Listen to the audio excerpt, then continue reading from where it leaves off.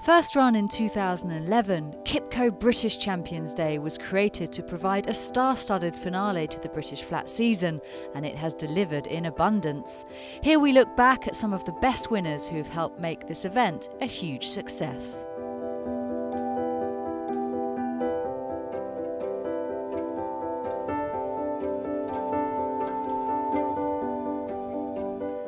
The new meeting got off to a bang in its first year with a memorable champion stakes, won by Corinne Baran-Barb's trained French star Cirrus Des Aigles, ridden by Christophe Soumillon. So You Think had a lovely trail into this, is in third place twice over, moves through into fourth. Snow Fairy, Cirrus Des Aigles both travel okay on the heels of the leaders. Dubai Prince is being bumped along with Three Future. Midday's quite a long way back as now Nathaniel strikes for home. 2 furlongs out. Nathaniel, the move covered by So You Think, has got to within half a length. Cirrus Des Aigles, Snow Fairy towards the outside twice over, can't go on. Midday tries to stay on So You Think, and Cirrus Des Aigles, then Snow Fairy looking for an out underneath the pair. Will we switch to the outside? Midday and Green Destiny. Cirrus Des Aigles on the outside of So You Think. Snow Fairy is back in third. Cirrus Des Aigles on the near side for Christophe Soumillon. Cirrus Des Aigles, the Champion Stakes, goes to France. Rite of Passage's win in the 2012 Long Distance Cup was a stunning training performance by Dermot Weld, as the former Ascot Gold Cup winner was off the track for almost a year and a half before lining up at Ascot under Pat Smullen. Fame and Glory has them all in trouble. Electrolyzer Aiken's white face towards the outside. So O'Brien out in front, Gosden in pursuit.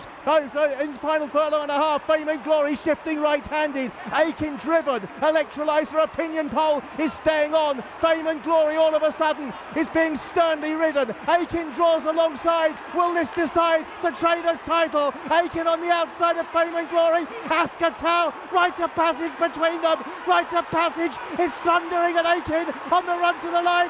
What a training effort! Rite of Passage, 500 days off the course.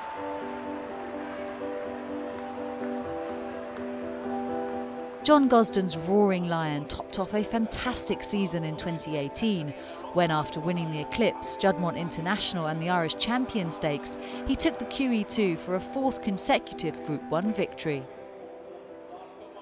Hey Gaman continues to press on here at the head of affairs in the hands of Frankel Dettori, but Century Dream and also Lawrence have got him now as they race on inside the final 2.5 furlongs. Century Dream strikes for home far side. Lawrence coming under a drive. Rekalitos is travelling well on the right. Here comes Roaring Lion inside the final quarter, and it's Century Dream by 2 lengths to Rekalitos and Roaring Lion. Stormy Antarctic stays on. Century Dream is coming back to them.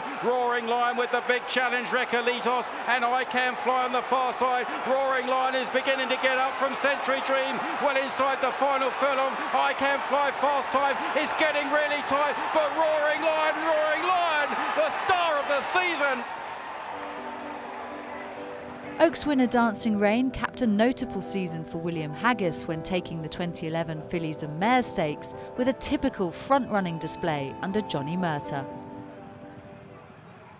Dancing Rain is asked to stretch. Dancing Rain from Gertrude Bell, Vita Nova, then Meisner, Ban Emperor. Amongst horses, Bible Belt for Ireland is making smooth progress. It's Dancing Rain who's moved through the lead. Bible Belt coming out of the pack. Ban Emperor, Gertrude Bell. Behind these, Vita Nova has no more to give. Crystal Capella is changing course inside the final furlong. Dancing Rain very grittily from the front, and now Bible Belt is struggling to get past the leader. Dancing Rain, the Oaks winner, is going to win another major race. Dancing Rain it is who won. Cracksman delivered his best form on soft ground at Ascot in October and had easily won the 2017 Champion Stakes for Frankel Dettori before romping home 12 months later to become the only dual winner of any race in the British Champions Day era. Maverick Wave out in front from Capri the Grey in second place, Ryan Moore.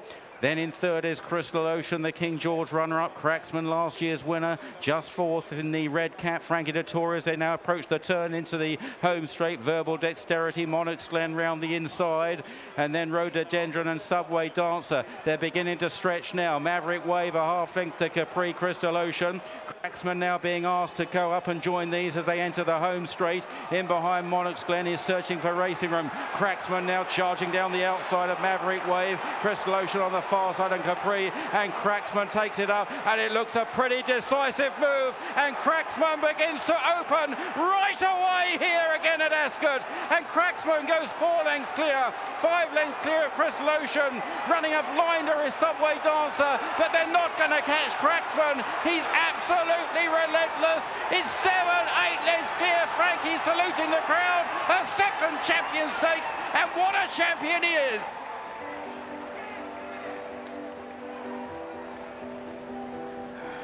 Gordon Lord Byron was one of the most popular flat horses in recent years, having raced 108 times in a decade-long career, and one of the biggest wins for Tom Hogan's gelding came in the 2014 British Champions Sprint Stakes.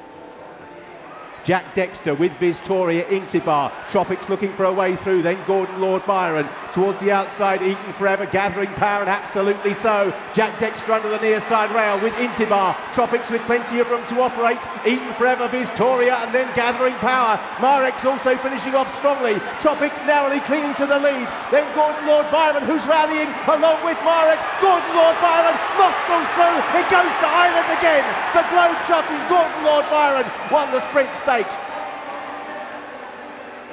Freddie Head's Superstar Solo won Group 1s in Dubai, France and at Royal Ascot and Glorious Goodwood in 2015 and underlined his special status when winning the QE2 for Maxime Guyon. Elm Park presses on. Cody Bear, then they're gradually edging over to the near side. Solo in third place. Glen Eagles with a little bit of work to do. He's shaken up the moment of truth. Cody Bear edging over to the near side. Far side Elm Park. Solo trying to bridge the gap. So's Glen Eagles and Integral. Solo coming at Elm Park. Glen Eagles over on the far side. Cody Bear. Integral running a mighty race. Solo has got to the lead past Elm Park. Glen Eagles with work to do and time running out. And it's Solo the grey in front. Bellardo coming late on the scene, but Solo continues this perfect season and wins the Queen Elizabeth II. Simple Verse came into the 2015 Fillies and Mares Stakes after a controversial episode, which saw her win the St Ledger, lose it in the Stewards' Room and win it back on appeal. But a month later there was no argument, as she underlined her class under Andrea Azzini. 2.5 furlongs to go. Arabian Queen out in front. Journey in second place for Frankie Dettori. Simple Verse, Covert Love down the outside. Sikalisi, wider out Bocca Bacciata. Frankie takes over again on Journey. Simple Verse into second. Covert Love, Sikalisi down the outside with Bocca Bacciata. It is Journey out in front with 1.5 furlongs to go. Simple Verse in pursuit. Bocca Bacciata down the outside. Journey with Simple Verse throwing down a sustained challenge. Journey, Simple Verse coming at Journey. Journey narrowly. Simple Verse takes it up. No doubt this time. Simple Verse, the Ledger winner, won the British Champions Fillies and Mares. One of the most thrilling finishes in the event's history came in 2019 when Aidan O'Brien's Kew Gardens, ridden by his son Donica, duelled with Stradivarius and ended the Ascot Gold Cup Heroes' 10-race winning streak by a nose. Mekong is making a ground on the outside. They turn now into the home straight, still with hold. They open up a little. Far side Cleonte.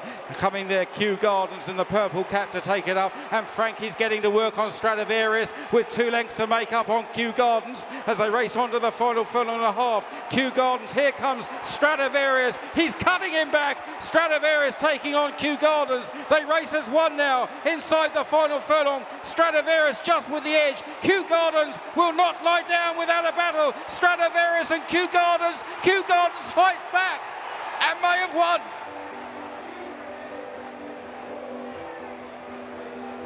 The ultimate British Champions Day horse was of course Frankel, who won the QE2 in 2011 before lining up for his final race in the 2012 Champion Stakes. In opposition on soft ground was the previous year's winner Cirrus Des Aigles, but Sir Henry Cecil's icon would not be denied to close his career with a perfect record of 14 wins from 14 races. So out in front, Bullet Train leading and pressing on by a length or so now with half a mile to travel. From in second place, Cirrus Des Aigles. Nathaniel is in third place. Frankel is in fourth with the pink cap and trying to move forward now into a challenging position. Master of Hounds and Pastorius as they move through with 3 furlongs to travel. Cirrus Des Aigles corners in front from Nathaniel. Frankel pulls towards the outside. The pink cap, Tom QEII, beginning to try and close down. Cirrus Des Aigles from Nathaniel. Frankel keeping closer, still being held together by Tom QEII. Cirrus Des Aigles, Frankel moves alongside. QEII's finger poised on the button for one final electric burst.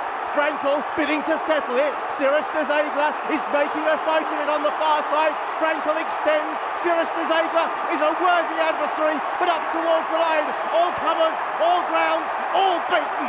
Frankel won the Champion Stakes and lives up to the title. Frankel's gutsy display put the seal on his status as one of the sport's all-time greats and helped establish British Champions Day as one of the elite events in world racing that continues to go from strength to strength.